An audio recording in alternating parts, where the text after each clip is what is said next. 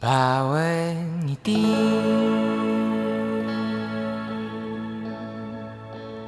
bawat luha. Actually, nagkakilala kami dun sa work namin na sa isang hotel dito lang sa Commonwealth. Ang pandemic po yun. Stay in kami sa hotel kaya yun, may close kami. Yun, doon kami nagkakakilala lang talaga. Ayun. Tapos tuloy-tuloy lang po yung ano namin, usapan, wow, ganun. Nagkakilala kami kasi magka-workmate kami sa hotel. So, sa housekeeping siya, sa reception ako, sa front office. Tapos, kaway ko yan eh. Kaway ko siya kasi hindi kami magkaintindihan sa radyo. Yung parang bang speaking voice niya kasi, parang papasok. Hindi ko siya maintindihan. Tapos talaga nagagalit ako, nagpapatayan kami ng radyo, Cool Duty. Tapos, katatapos lang ng past relationship ko. Tapos, way back that time, it was very dark. Tapos, he's there as a friend. Tapos ganun. Actually, wala naman ligawan na naganap.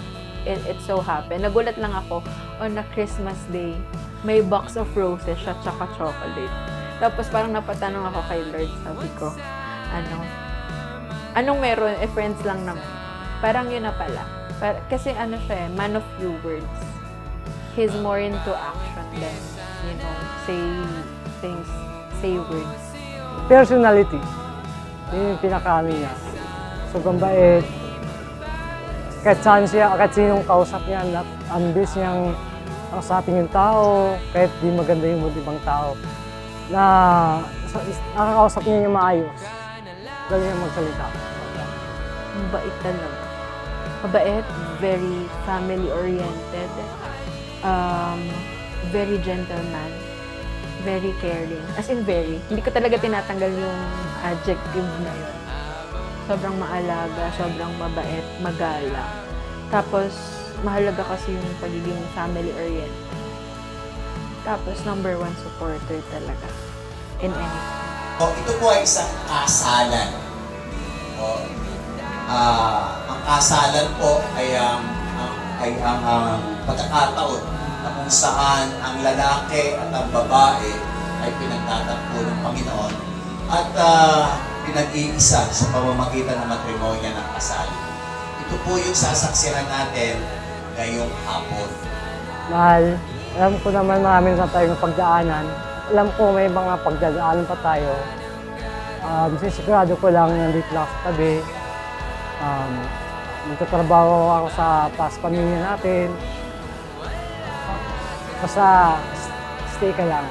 Relax ka lang. Yun, be a wife. Thank you and I love you. Hi. Hi, Yor.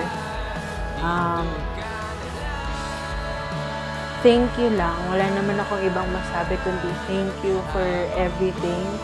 And I'm nervous today, right now, but I'm very excited on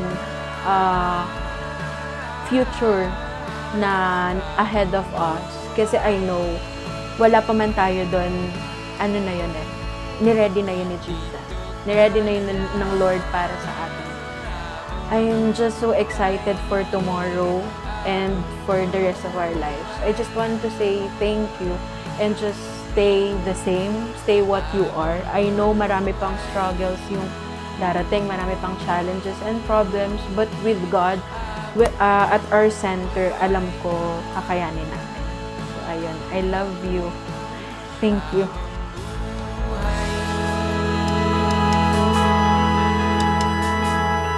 Abang